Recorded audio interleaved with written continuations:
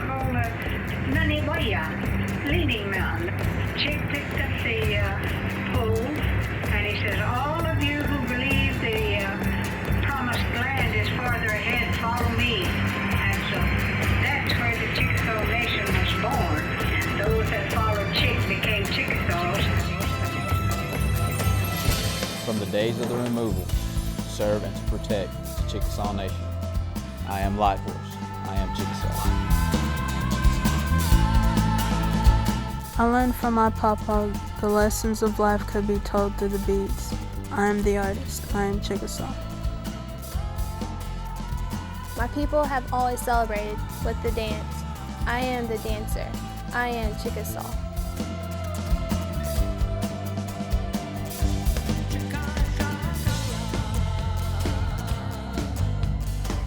A family's love is unconditional. I am a Chickasaw father. When I walk across the stage to receive my college diploma, my grandparents' spirit will walk with me. I am the dream of my grandparents. I am Chickasaw.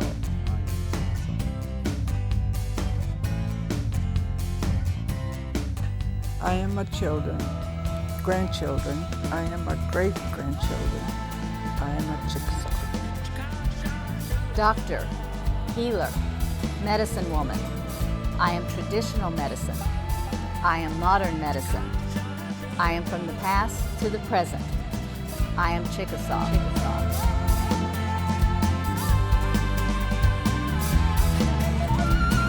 I am my great-grandma Myrtle who made quilts. I am a seamstress. I am Chickasaw. Musicians have been in my family for 4 generations. I make music. I am Chickasaw. Like many who led the way, I lead also. I run a business. I am Chickasaw. I am my students sent out to shape the world. I am the teacher. I am Chickasaw. I am my ancestors for 1,000 generations. I am the past. I am the present. I am the future. I am Chickasaw.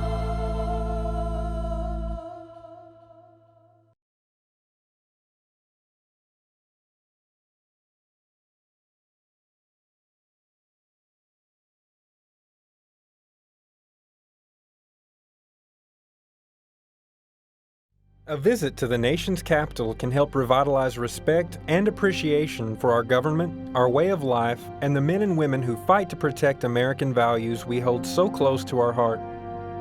Among those are the brave servicemen and women of the Chickasaw Nation. Observing Memorial Day at these historic sites with a group of World War II Chickasaw veterans amplifies that respect, appreciation, and admiration like nothing else could. These men and women served in a war which had a profoundly positive effect on world history. The world is a much better place today because of the sacrifices they made. These veterans speak with pride about their military service and tribal heritage. They concentrate on the positive aspects, lifelong friendships, lessons learned, and fond memories of the good times. I was taught from a very young age that I was a Chickasaw Indian. After I graduated from Chilocco, my parents had moved to Phoenix, Arizona, and that's where I enlisted from. And it just a feeling I had, something I just felt like I had to do.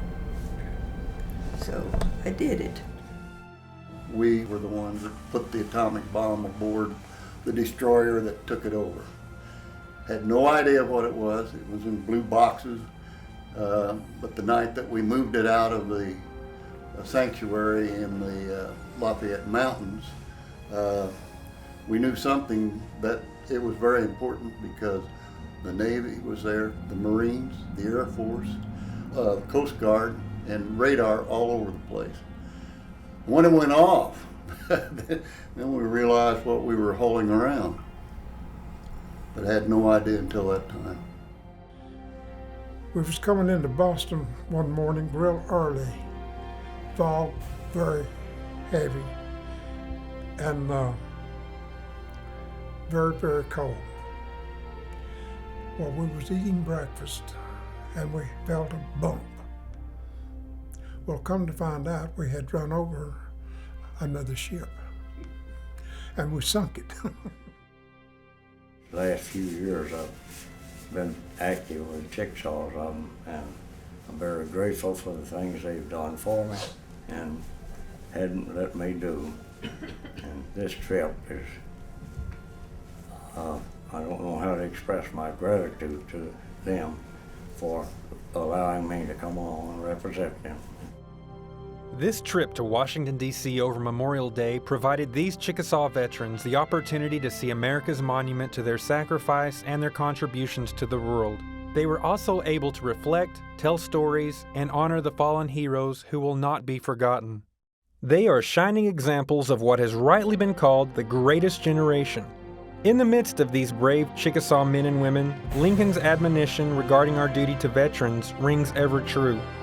It is for us, the living, rather, to be dedicated here to the unfinished work which they who fought have thus far so nobly advanced, that the government of the people, by the people, for the people, shall not perish from the earth.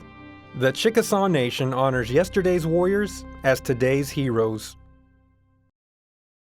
Chukma. I'm standing in Pennington Creek Park just down the hill from Goodspring, a very special place in Chickasaw history. On behalf of the citizens of our town, the City Council, and our City Manager, Jack Yates, I'm honored and happy to welcome you to your historic capital for your 48th annual meeting. We share your pride in celebrating Chickasaw heritage and progress in this city named for the last great Chickasaw war chief, Tishomingo. We applaud your many accomplishments. The new Wellness Center is the latest of many Chickasaw investments here, which improve the quality of life both for tribal members and for citizens of the community. Future partnerships include planned improvements in Main Street sidewalks, and everyone is excited by your plans for a major expansion of the historical Capitol complex here. This will be a national resource, preserving and presenting your rich history and culture for tribal members, for our community, and for visitors from throughout the world.